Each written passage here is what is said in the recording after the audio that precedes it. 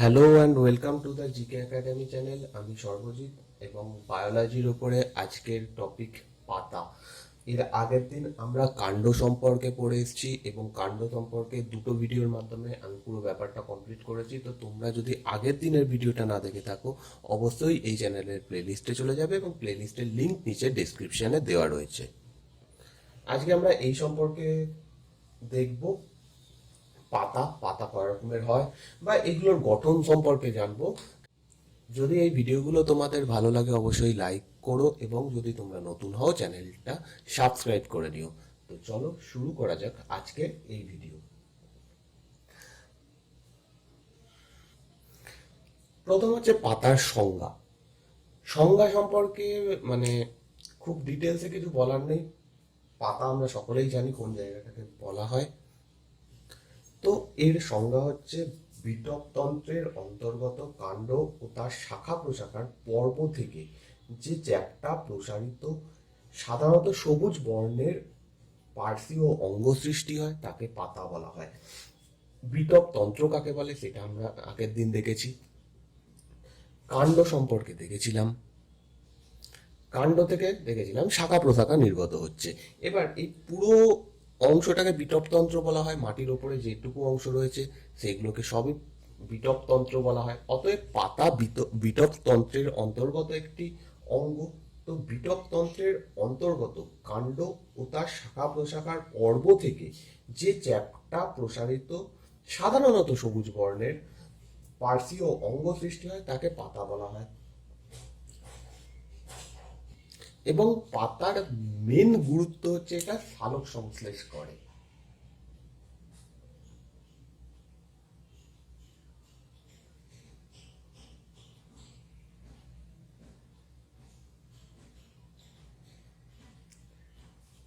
কাণ্ডর মাধ্যমেও অল্প পরিমাণ সালোক সংশ্লেষ হয়, কিন্তু উদ্ভিদের প্রধান সালোক সংশ্লেষকারী অঙ্গ হচ্ছে পাতা। তবে সমস্ত ধরনের পাতাই সালোক সংশ্লেষ করতে পারে না। যে ধরনের পাতাগুলো সালোক সংশ্লেষে সক্ষম তাদেরকে পল্লব পত্র বলা হয়।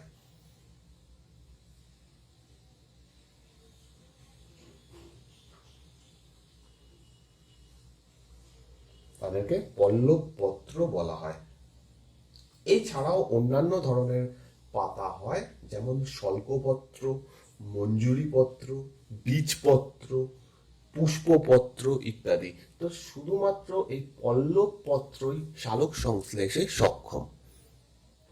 আমরা যখন কাণ্ড সম্পর্কে দেখছিলাম তখন দেখেছিলাম কাণ্ডে একটা অংশ রয়েছে যাকে বলা হয় পর্ব। সেই পর্ব থেকে পাতা তৈরি হয়।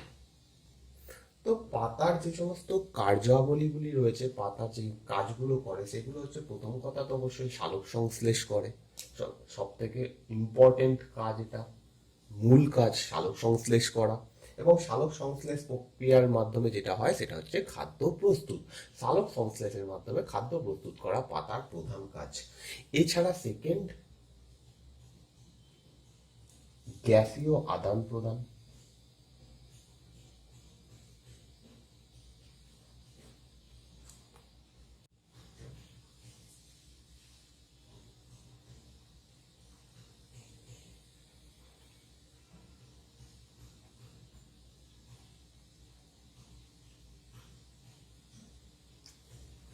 অর্থাৎ পাতার মাধ্যমে সালোক সংশ্লেষের জন্য প্রয়োজনীয় গ্যাস উদ্ভিদ গ্রহণ করে, যেমন কার্বন ডাই অক্সাইড গ্যাস।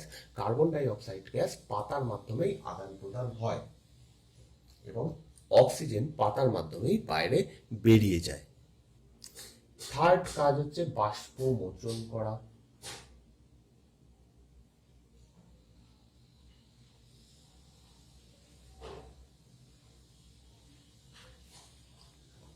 অর্থাৎ পাতায় কিছু ছোট ছোট ছিদ্র থাকে যেগুলোকে বলা হয় পত্ররন্ধ্র। এই পত্ররন্ধ্রের মাধ্যমে উদ্ভিদ বাষ্প মোচন করে, অর্থাৎ উদ্ভিদ শরীর থেকে অতিরিক্ত জলটা বার করে দেয়। এই জল বেরিয়ে যাওয়ার ফলে রসের উৎস্রোত ঘটে। এর ফলে যেটা হয় সেটা হচ্ছে রসের উৎস্রোত।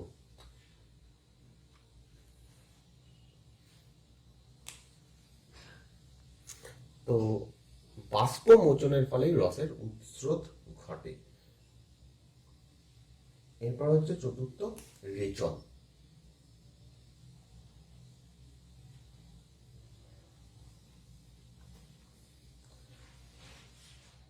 যে কোনো প্রাণী রেচন পদার্থ ত্যাগ করে আমরা প্রাণীদের ক্ষেত্রে দেখেছিলাম, কিন্তু উদ্ভিদরা ওই রকম পদ্ধতিতে পদার্থ ত্যাগ করে না। রেচন পদার্থ রেচন পদার্থের একটা অনেকটাই অংশ উদ্ভিদ পাতার মধ্যে সঞ্চিত রাখে, এবং যখন পত্র মোচন হয় অর্থাৎ পাতা ঝরে পড়ে তার মাধ্যমে সেই রেচন পদার্থগুলো ত্যাগ হয়ে যায়, শরীর থেকে বেরিয়ে যায়। তো পাতার মধ্যে এই রেচন পদার্থগুলো সঞ্চিত থাকে। এরপরে কাজ হচ্ছে পঞ্চম, খাদ্য এবং জল সঞ্চয়।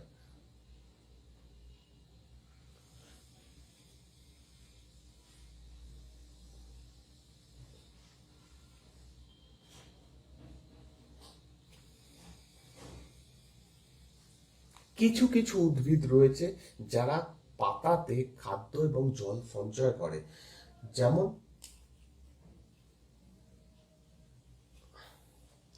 পুঁই গাছের পাতা,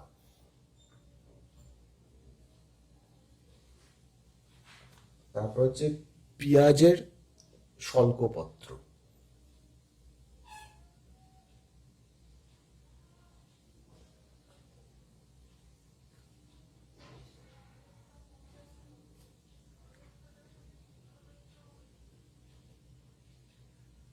এর মধ্যে খাদ্য এবং জল সঞ্চিত থাকে। এবার হচ্ছে আরোহণ।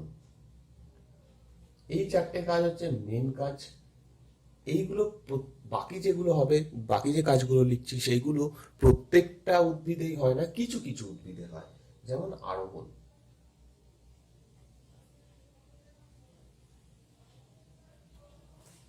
আরোহণ মানে ওপর দিকে ওঠা। অর্থাৎ কিছু কিছু উদ্ভিদ রয়েছে যার পাতাগুলো আকর্ষে পরিণত হয়ে যায় এবং তার মাধ্যমে সেই সমস্ত উদ্ভিদ উপরের দিকে উঠতে থাকে, যেমন মটর গাছ।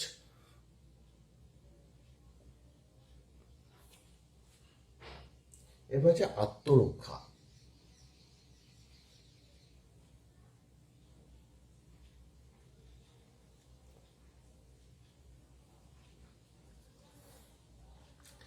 কিছু কিছু উদ্ভিদ রয়েছে যাদের পাতাগুলো কাঁটায় পরিণত হয়ে যায় এবং তার মাধ্যমে তারা আত্মরক্ষা করে, যেমন ফণিমনসা খেজুর।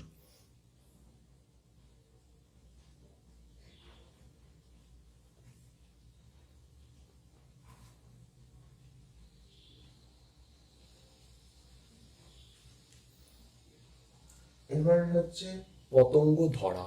কিছু কিছু উদ্ভিদ রয়েছে যারা পাতাকে একটা বিশেষ অঙ্গে পরিণত করে নেয় এবং তার মাধ্যমে কীট পতঙ্গ যদি সেইটার উপরে এসে বসে সেটাকে ধরে খেয়ে নেয়। অ্যাকচুয়ালি খায় না, সেই পতঙ্গের মধ্যে যে প্রোটিন থাকে সেইটাকে শোষণ করে নেয়। তো এই ধরনের কাজ করে। তো পতঙ্গ,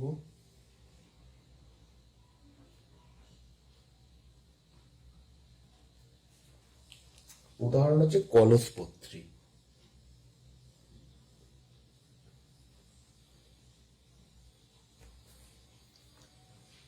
আর লাস্ট কাজ, বংশ বিস্তার।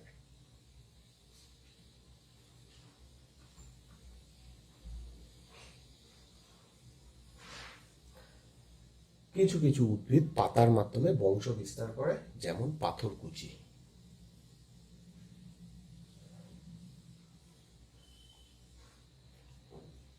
পাথরকুচি উদ্ভিদের পাতা ফেলে দিলে সেখান থেকে নতুন উদ্ভিদ তৈরি হয়, তাই জন্য পাথরকুচি উদ্ভিদকে বলা হচ্ছে বংশ বিস্তার পাতার মাধ্যমে করে। আচ্ছা, এ তো গেল পাতা কাকে বলে, তার কাজ কি, ইত্যাদি ইত্যাদি। এবার হচ্ছে অঙ্গ পাতার বিভিন্ন অঙ্গ সংস্থান, কোন জায়গাটাকে পাতার কি বলা হয়। তো আমি এটা মুছে দিচ্ছি এবং পাশে ছবি অ্যাড করছি। এখানেও ছবি আঁকবো, তো সেইগুলোর মাধ্যমে বুঝিয়ে দেবো যে পাতার বিভিন্ন অঙ্গ কোনগুলো।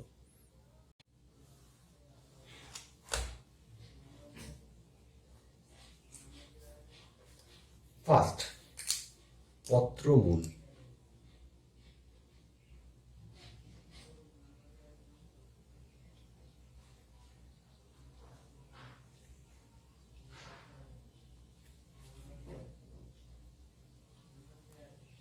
আমি এখানে একটা আগে ফার্স্ট পাতা আঁকছি, পাশেও অ্যাড করছি ছবি।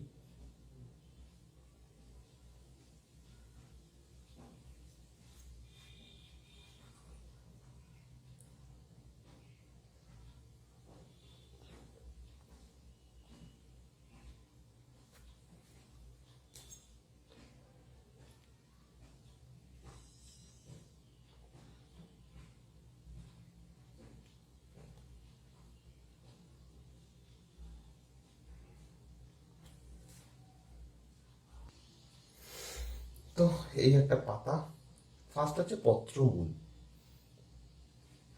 এই অংশটা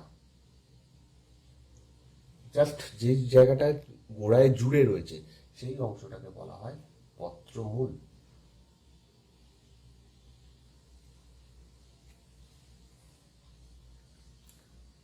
পাতার যে অংশ দিয়ে কাণ্ড বা শাখা প্রশাখার পর্বের সঙ্গে যুক্ত থাকে তাকে পত্রমূল বা ইংরেজিতে একে হাইপোপোডিয়াম বলা হয়।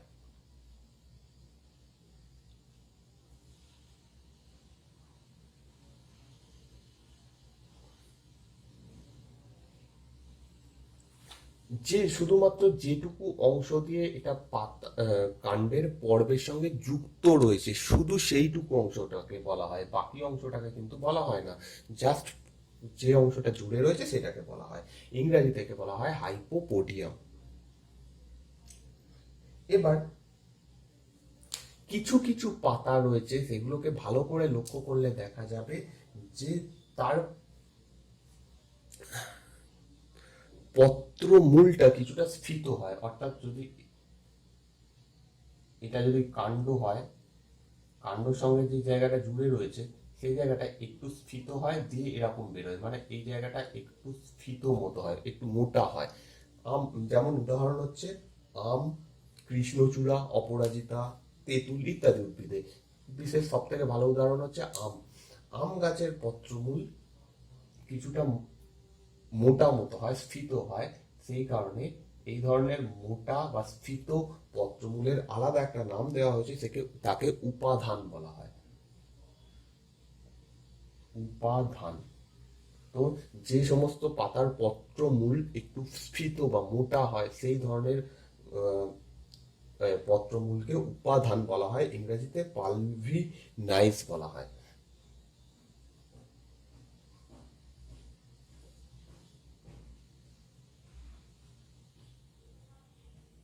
পালভিনাইজ বলা হয়। উদাহরণ হচ্ছে আম, কৃষ্ণচূড়া, অপরাজিতা, তেঁতুল প্রভৃতি উদ্ভিদে এরকম দেখা যায়, অনেক রকমের উদ্ভিদেই দেখা যায়। একটু নিলে দেখা যাবে যে নিচটা, একদম নিচটা একটু মোটা মতো। এরপরে যেটা রয়েছে, এর কাজ কি? পত্রমূলের মেন কাজ হচ্ছে পাতাকে পর্বের সঙ্গে যুক্ত রাখা।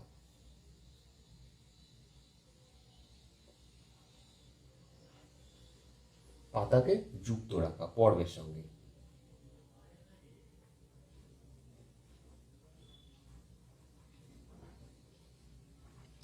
পাতাকে পর্বের সঙ্গে যুক্ত রাখা হচ্ছে এর প্রধান কাজ। এরপর সেকেন্ড হচ্ছে পত্রবৃন্ত। পত্রবৃন্ত।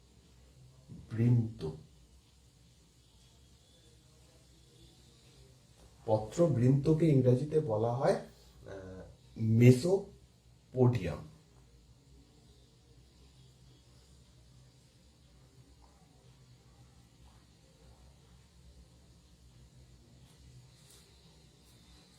একে ইংরেজিতে পিটিওলও বলা হয়, কিন্তু মেসোপোডিয়াম একটা আলাদা নাম, হাইপোপোডিয়াম আর একটা নাম, এইগুলোকে মনে রাখতে হবে। পত্রবৃন্ত বা মেসোপোডিয়াম। আচ্ছা, পত্রমূল থেকে যে সরু ডাটির মতো অংশটা রয়েছে তাকে আমরা পত্রবৃন্ত বা বাংলায় অনেক সময় বোঁটা বলা হয়। তো এটা এই অংশটাকে বলা হচ্ছে পত্রবৃন্ত বা মেসোপটেমিয়া। তাহলে এই অংশটাকে বলা হচ্ছে এইখান থেকে একদম পত্রমূল অব্দি অংশটাকে বলা হচ্ছে পত্রবৃন্ত, সরি পত্রবৃন্ত বলা হচ্ছে এই অংশটা। এই অংশটাকে পত্রবৃন্ত বলা হচ্ছে। এবার কিছু কিছু উদ্ভিদ থাকে যাদের পত্রবৃন্ত থাকে, কিছু কিছু উদ্ভিদ থাকে যাদের পত্রবৃন্ত থাকে না। যাদের থাকে,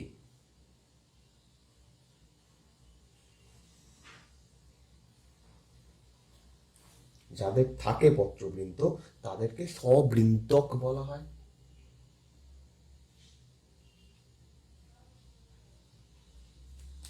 সবৃন্তক বলা হয়। যেমন হচ্ছে আম পাতা, আম পাতাতে গোটাটা থাকে তাই জন্য এটাকে সবৃন্তক বলা হবে। যাদের থাকে না তাদেরকে অবৃন্তক বলা হয়। অবৃন্তক বলা হয়। উদাহরণ ধান, গম, রজনীগন্ধা ইত্যাদির কোনো এরকম বৃন্ত বা বোটা থাকে না, ডাইরেক্ট পাতা শুরু হয়ে যায়, সেইগুলোকে বলা হবে অবৃন্তক। এর কাজ কি? এর কাজ হচ্ছে পত্র ফলককে ধরে রাখা। উপরের যে অংশটা অ্যাকচুয়ালি যাকে আমরা পাতা বলি সেটাকে বলা হয় পত্র ফলক। তো সেই পত্র ফলককে ধরে রাখা পত্রবৃন্তের সব থেকে গুরুত্বপূর্ণ কাজ, মানে একটাই কাজ, মোস্ট ইম্পর্টেন্ট, এটা পত্রবৃন্ত হচ্ছে পত্র ফলককে ধরে রাখে। থার্ড, ফলক বা পত্র ফলক, এই অংশটাকে আমরা বলছি পত্র ফলক। পুরো পাতা যে অংশটা, যেটা পুরো চ্যাপ্টা পাতাটা, সেটাকে আমরা পত্র মানে এতে বটানিতে পত্র ফলক বলা হয়।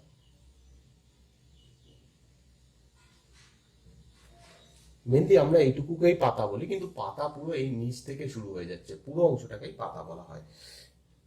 ফলক, পত্রবৃন্তের শীর্ষে অবস্থিত সবুজ বর্ণের চ্যাপ্টা ও প্রসারিত অংশকে ফলক বা ল্যামিনা বা এপি এপিপোডিয়াম বলা হয়। মেন এপিপোডিয়াম নামটা মনে রাখতে হবে।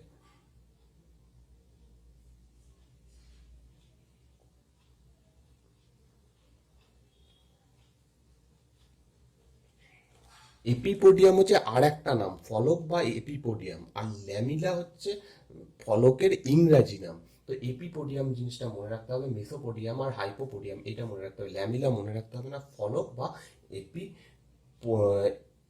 পোডিয়াম, এটা পি হচ্ছে, হ্যাঁ এটা পি, এপিপোডিয়াম। ঠিক আছে। ফলকের একদম শীর্ষ অংশটাকে বলা হচ্ছে পত্রাগ্য। ঠিক আছে, এটা যদি পাতা হয় এই অংশটাকে বলা হচ্ছে পত্রাগ্য।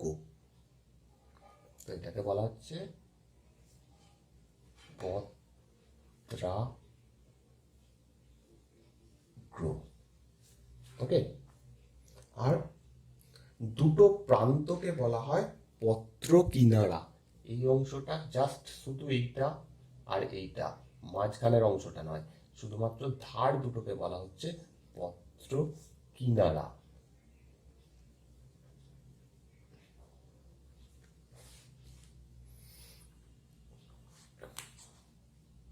এবার এই কিনারাটা বিভিন্ন রকমের হয়। কিছু কিছু পাতা দেখলে দেখা যাবে কিনারাটা এরকম, এরকম খাঁজ কাটা কাটা হয়, এরকম অনেক পাতা হয়। কিছু কিছু পাতা এরকম হয়, কোনো খাঁজ কাটা থাকে না, একদম প্লেন থাকে। কিছু কিছু পাতা হয় একটু ঢেউ খেলানো, কিনারাটা এরকম থাকে, এরকম ঢেউ খেলানো হয় কিছু কিছু পাতার। আবার কিছু কিছু পাতার কিনারাটা এরকম খন্ডিত হয়, এরকম এরকম, মানে এটা তো ছোট ছোট হয়, জবা গাছে যেরকম ছোট ছোট কিনারা দেখা যায় এরকম। আবার কিছু কিছু পাতা এরকমও হয়, অনেকটা করে খন্ডিত, এরকম টাইপের হয়। ঠিক আছে, যে যার পাতা এরকম পুরো মসৃণ হয় তাকে অখণ্ড পত্র কিনারা বলা হয়। যে পাতার কিনারাটা পুরো মসৃণ তাকে অখণ্ড বা মসৃণ পত্র কিনারা বলা হয়। উদাহরণ যেমন আম গাছে যেরকম দেখতে পাই আমরা একদম পুরো প্লেন। তারপর হচ্ছে খণ্ডিত হয়, এরকম অনেকটা বেশি খণ্ড খণ্ড আকারে থাকে, যেমন সর্ষে পাতা, মূলো পাতা, এগুলোকে খণ্ডিত পত্র কিনারা বলা হয়। যদি ঢেউ খেলানো হয় যেমন দেবদারু গাছে হয়, এটাকে নর্মালি ঢেউ খেলানো পত্র কিনারা বলা হয়। আর যেটা এরকম খুব ছোট ছোট কাটা কাটা থাকে, উদাহরণ হচ্ছে জবা পাতা, সেই ধরনের পাতাকে কর্তিত পত্র কিনারা বলা হয়। কর্তিত, তো সেটা খুব ছোট ছোট হয়, আর যেটা এরকম পুরো অনেকটা ভাঙা ভাঙা থাকে সেটা আলাদা। এই দুটো কিন্তু একরকম জিনিস নয়। এরপরে যে কোনো দ্বিবীজপত্রী উদ্ভিদের ক্ষেত্রে, এটা মুছে দিচ্ছি, আমাদের পাতার যে অংশগুলো রয়েছে এইগুলো ইম্পর্টেন্ট। এবার হচ্ছে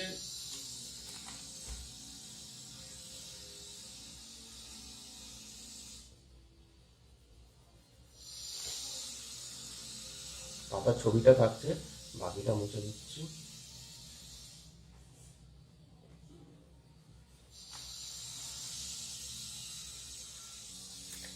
দ্বিবীজপত্রী উদ্ভিদের ক্ষেত্রে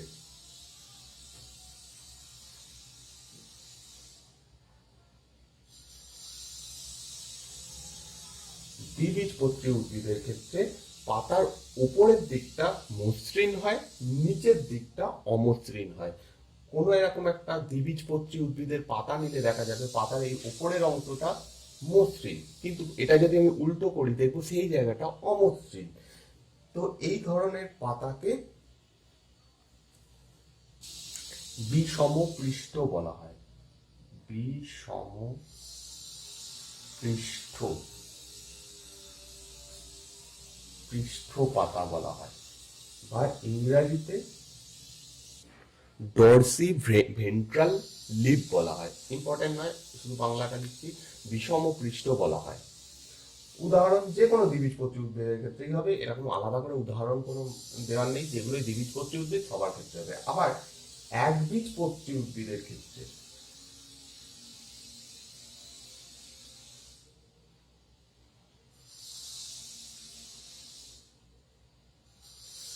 একবীজপত্রী উদ্ভিদের ক্ষেত্রে দুটো পিঠই সমান হবে, মসৃণ হবে। এই ধরনের পাতাকে সমাঙ্ক পৃষ্ঠ পাতা বলা হয়। সমাঙ্ক পৃষ্ঠ সমাঙ্ক পৃষ্ঠ পাতা বলা হয়। পাতার মাঝখানে যে লম্বা শিরাটা থাকে এইটাকে মধ্যশিরা বলা হয়। এই অংশটাকে বলা হয় মধ্যশিরা। পুরো যে লম্বা হয়ে রয়েছে সেটাকে মধ্যশিরা বলা হয়। মধ্যশিরা থেকে যেগুলো বেরোচ্ছে এইগুলো এইগুলো মধ্যশিরা থেকে বেরোচ্ছে, এইগুলোকে শিরা বলা হয়। এগুলোকে শিরা বলা হয়।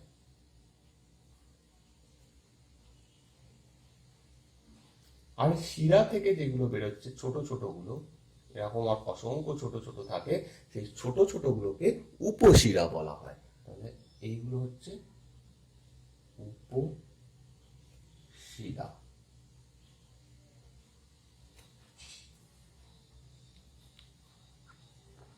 এবার বিভিন্ন ধরনের পাতা দেখলে দেখা যাবে এই শিরা উপশিরা গুলো বিভিন্ন ভাবে সাজানো থাকে। মধ্যশিরা, শিরা এবং উপশিরা, এই তিনটে জিনিস বিভিন্ন রকমের হয়। কোনো পাতায় ডাইরেক্ট এরকম এরকম এরকম একটা মাঝখানে থাকে, এরকম হয়। কোনো পাতায় ডাইরেক্ট এরকম হয়। তো এইরকম ভাবে যে সাজানোটাকে, এই সজ্জাটাকে বলা হয় শিরা বিন্যাস। কোন পাতায় কিরকম ভাবে এটা সাজানো থাকবে, মধ্যশিরা, শিরা এবং উপশিরা, সেই সাজানোর পদ্ধতিকে বলা হয় শিরা বিন্যাস। দ্বিবীজপত্রী উদ্ভিদের ক্ষেত্রে শিরা বিন্যাস হয় জালক আকার।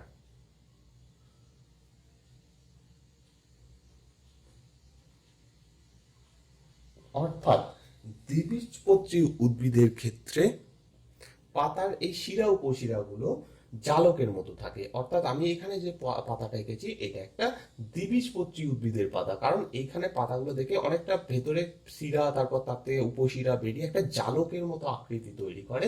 এই ধরনের পাতার, এই ধরনের শিরাবিন্যাসকে জালক আকার শিরাবিন্যাস বলা হয়।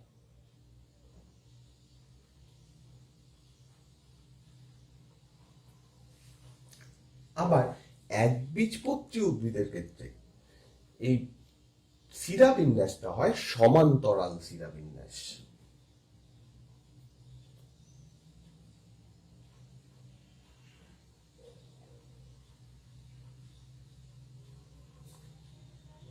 একবীজপত্রী উদ্ভিদের ক্ষেত্রে হয় সমান্তরাল শিরাবিন্যাস। পাশে আমি আবার একটা ছবি অ্যাড করছি। তো নেক্সট যেটা আমাদের জানতে হবে এই শিরাবিন্যাস।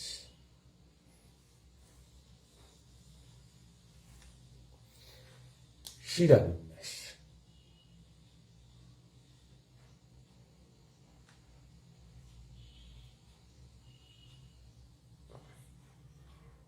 শিরাবিন্যাস দু রকমের হতে পারে দেখলাম। একটা হচ্ছে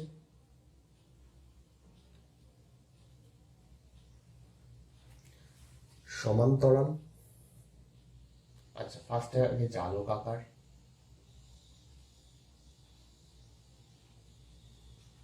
সেকেন্ড হচ্ছে সমান্তরাল।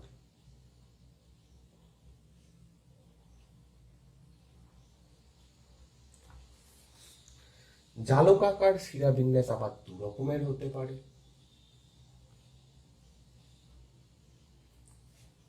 একটা হচ্ছে অ্যাক্সিরাল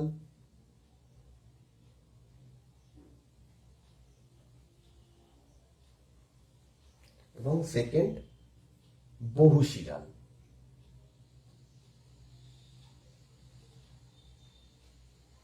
এখানে একটা করে উদাহরণ দিয়ে রাখছি যাতে পাতাগুলো ইমাজিন করলে বুঝতে সুবিধা হয়। অ্যাক্সিরালের একটা উদাহরণ হচ্ছে আম আম পাতা।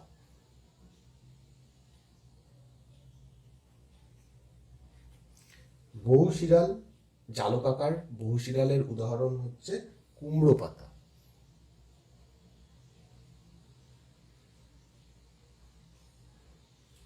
আবার সমান্তরাল শিরাবিন্যাসকেও দুভাগে ভাগ করা যায়। অ্যাক্সিরাল এবং সেকেন্ড বহুশিরাল, অর্থাৎ ভাগটা একই।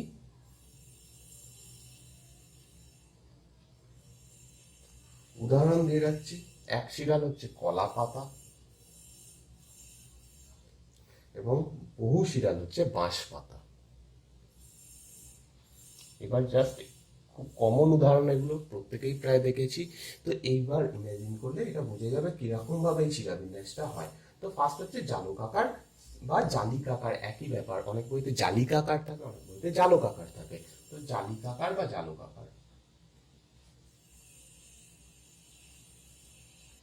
যেমন আমি একটু আগে ছবিটা এঁকেছিলাম যে শিরা এবং উপশিরাগুলো বিভক্ত হয়ে ফলকের মধ্যে জালক সৃষ্টি করে, তাকেই বলা হবে জালিকাকার শিরাবিন্যাস।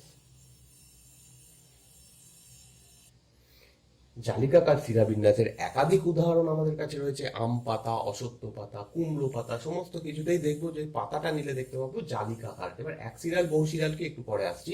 আর সমান্তরাল শিরাবিন্যাস যেটা দেখলাম যে একটি মাত্র প্রধান মধ্যশিরা থেকে উৎপন্ন শিরাগুলি ফলকে সমান্তরাল ভাবে বিস্তৃত থাকলে তাকে সমান্তরাল শিরাবিন্যাস বলা হয়। যেমন কলা পাতা। কলা পাতা কিরকম হয়, এটা যদি কলা পাতা হয়,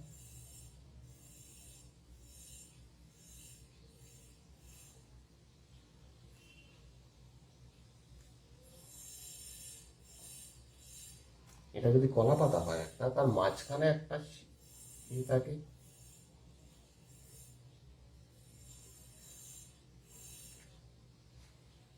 তারপরে শিরাগুলো এরকম এরকম হয়, পুরো সমান্তরাল।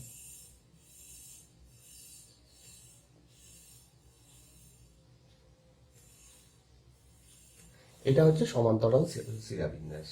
এখানে যেটা হচ্ছে প্রত্যেকটা শিরা উপশিরা একদম সমান্তরালে থাকবে। এবার একশিরাল আর বহুশিরালটা কি? দুক্ষেত্রেই দেখছি একশিরাল এবং বহুশিরাল রয়েছে। ফলকে একটা মাত্র প্রধান শিরা থাকলে তাকে বলা হবে একশিরাল, আর যেখানে অনেকগুলো প্রধান শিরা থাকবে তাকে বলা হবে বহুশিরাল। একশিরাল জালিকাকারের উদাহরণ আম পাতা দেখলে দেখা যাবে যে এটা এরকম হয়, একটাই মাত্র প্রধান শিরা থাকে, তাই জন্য তাকে অ্যাক্সিরাল বলা হচ্ছে। আর যেহেতু এটা তারপরে জালক তৈরি করছে, এখান থেকে যে শিরাগুলো তৈরি হচ্ছে, উপশিরাগুলো তৈরি হচ্ছে, সেগুলো জাল তৈরি করছে, সেই জন্য জালিকাকার বলা হচ্ছে। আবার সমান্তরালের ক্ষেত্রে কলা পাতা একটা অ্যাক্সিরালের উদাহরণ, কারণ মাত্র একটাই শিরা থাকে, তার থেকে এবার যে উপশিরাগুলো তৈরি হচ্ছে সেগুলো জালিকাকার সমান্তরাল তৈরি হচ্ছে, তাই জন্য সেটাকে সমান্তরাল অ্যাক্সিরাল বলা হচ্ছে।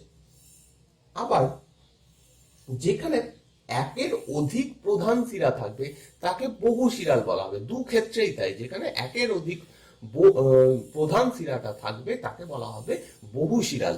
এবার যদি কুমড়ো পাতা দেখি, কুমড়ো পাতার ক্ষেত্রে আমরা দেখব যে পাতাটা এইরকম হয়, এরকম হয় কুমড়ো পাতা, অনেকটা এরকম টাইপের হয়। পাশে আমি ছবি অ্যাড করছি, দেখতেই পাচ্ছ।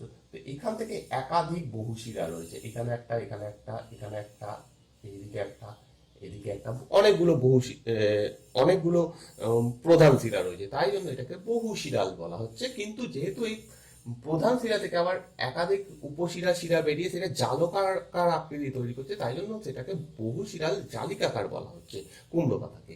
আবার যদি বাঁশ পাতা দেখি, বাঁশ পাতা ভালো করে লক্ষ্য করলে দেখা যাবে এটা যদি বাঁশ পাতা হয়, এইরকম একটা থাকে, এরকম একটা থাকে, মানে জাস্ট এইরকম এরকম রেখাগুলো থাকে, এইরকম পাশাপাশি থাকে না। তো এগুলো প্রত্যেকটাই প্রধান শিরার মতো এরকম হয়। তো প্রধান শিরার মতো, সেই কারণে বাঁশ পাতা হচ্ছে বহুশিরাল সমান্তরাল শিরা বিন্যাসের মধ্যে পড়ছে। তো আমরা আজকে পাতার গঠনগুলো দেখলাম, এর পরের দিন পাতার রূপান্তর, তারপরে হচ্ছে পত্র বিন্যাস, এই সমস্ত জিনিসগুলো দেখবো। তো এই ভিডিওটা যদি ভালো লাগে অবশ্যই লাইক করো, আর thank you for watching this video.